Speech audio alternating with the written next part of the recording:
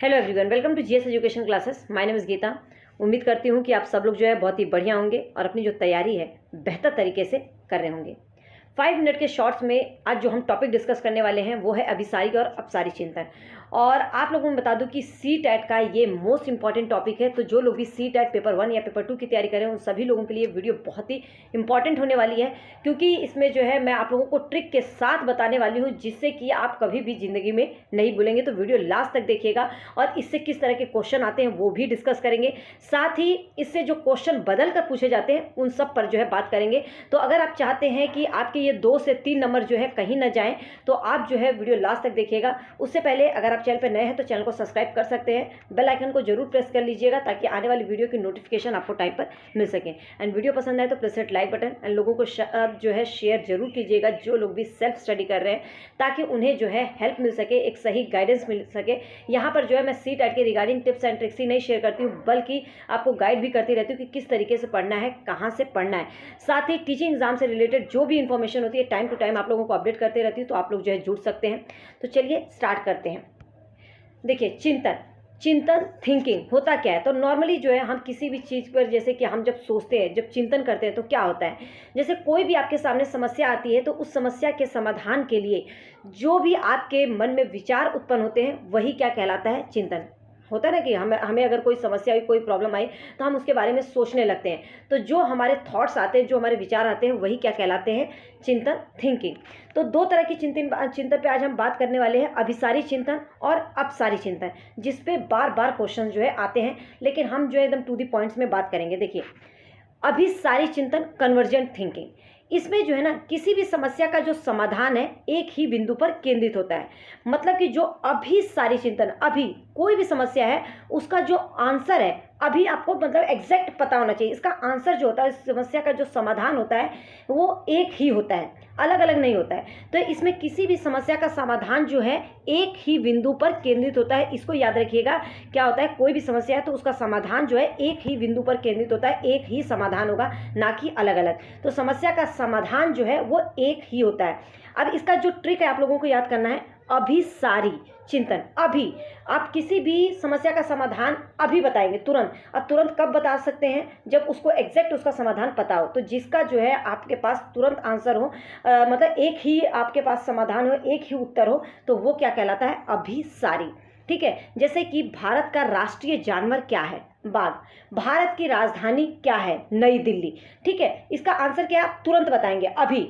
ठीक है। Convergent thinking, मतलब कि किसी भी समस्या का समाधान जो है एक ही बिंदु पर केंद्रित होता है, इसीलिए जो है इसको एक और नाम देते हैं कि इसके द्वारा जो भी खोजा गया जो समाधान होता है, जो आंसर होता है, वो क्या होता है, बंद अंत वाला।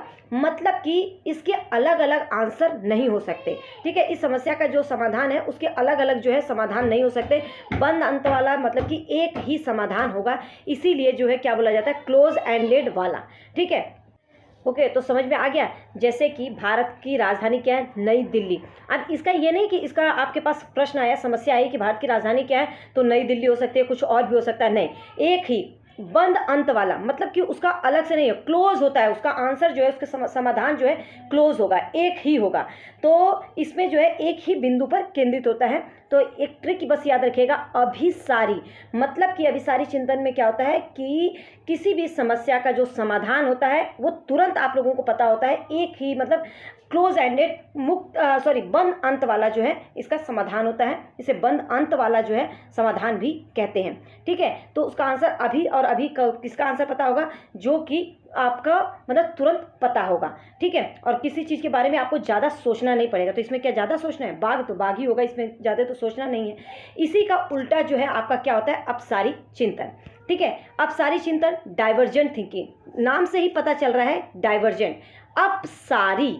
ठीक है, ये अपसारी होगा, अपसारी चिंतन। ठीक है। तो अपसारी मतलब कि वो चिंतन जिसका लेवल थोड़ा सा अप हो, इससे याद रखिएगा, अप। और अब किसी भी चीज़ का जो समस्या का जो समाधान है या कोई भी चिंतन का जो लेवल है वो अप होगा, तो उसके अंदर जो है आपको क्या करना पड़ेगा, सोचना पड़ेगा। इसमें क्या होता है कि कोई भी समस्या होती है तो उसका जो समाधान होता है, उसके कई समाधान हो सकते हैं। ठीक है, इसमें किसी भी समस्या का समाधान एक ही बिंदु पर केंद्रित नहीं होता, बल्कि समस्या के समाधान के लिए इसमें कल्पना शक्ति और सृजनात्मकता का प्रयोग करके कई तरह से जो है उस समस्या को हल किया जा सकता है। तो जो भी समस्या होगी उसके कई समाधान होंगे। ठीक है, तो इसीलिए जो है इसको क्या अपसारी चिंतन को, जो अपसारी चिंतन वाले व्यक्ति होते हैं ना, उनको क्या बोलते हैं, समस्याओं को जो है विभिन्न दृष्टिकोण से देखते हैं और पारंपरिक तरीकों पर विचार करने के लिए जो है प्रोत्साहित करता है। कहने का मतलब है कि जो उसका समाधान है उसमें जो है लचीलापन होता है, मतलब कि उसमें जो है अलग अलग तरह के समाधान हो सकते हैं, वो उस पर सोच विचार करता है। ठीक है, इसके द्वारा जो है खोजा हुआ समाधान मुक्त अंत वाला होता है, ओपन एंडेड होता है। ठीक है, जैसे बाघ की विशेषताएं बताओ। अभी हमने बोला कि भारत का जो है राष्ट्रीय जानवर क्या है, तो एक ही उत्तर बाघ। अब बाघ की विशेषताएं, तो कई विशेषताएं हो सकती है, एक ही नहीं। जैसे कि भारत की राजधानी क्या है, नई दिल्ली। अगर आपसे पूछ देगा कि नई दिल्ली की विशेषताएं बताओ, तो इसमें क्या है कि बच्चा जो है सोचेगा, जिसमें जो है बहुत ज़्यादा चिंतन करना पड़ता है, सोचना पड़ता है, जिसमें भी किसी भी समस्या का समाधान में सृजनात्मकता दिखती है, तो वो क्या कहलाता है, अपसारी चिंतन। ठीक है, एक बार कई बार जो है क्वेश्चन पूछा जाता है कि सृजनात्मक बच्चे जो होते हैं वो किस चिंतन के अंतर्गत आते हैं, तो अपसारी चिंतन के अंतर्गत, क्योंकि उनकी सोच में जो है नवीनता दिखती है, सृजनात्मकता दिखती है। वही आपसे पूछा जाए कि प्रतिभाशाली, से याद रखिएगा, प्रतिभाशाली जो बच्चे होते हैं वो किसके अंतर्गत आते हैं, वो अपसारी, क्योंकि प्रतिभाशाली ना किसी एक विशेष क्षेत्र में जो है उनकी प्रतिभा दिखती है, तो उनकी जो सोच होती है ना किसी एक तरफ की, एक ही तरफ से देख पाता है, तो इसलिए जो है वो क्या कहते हैं कि वो अभिसारी चिंतन वाले होते हैं। ठीक है, अब हम क्वेश्चन करते हैं, इसलिए जो है अब आपकी वीडियो थोड़ी से जो है 5 से हो सकती है 7-8 मिनट तक जाए, तो बने रहिए बस, क्योंकि क्वेश्चन आपको समझ में आना बहुत ज़्यादा जरूरी है। देखिए, आउट ऑफ द बॉक्स, विषय से परे चिंतन किससे कहते हैं, किसे कहते हैं, ये होगा क्या, किसे कहते हैं, किससे संबंधित है, किसे कहते हैं भी हो सकता है और किससे संबंधित है ये भी आ सकता है। तो आउट ऑफ द बॉक्स मतलब कि अपने बॉक्स के बाहर सोचना।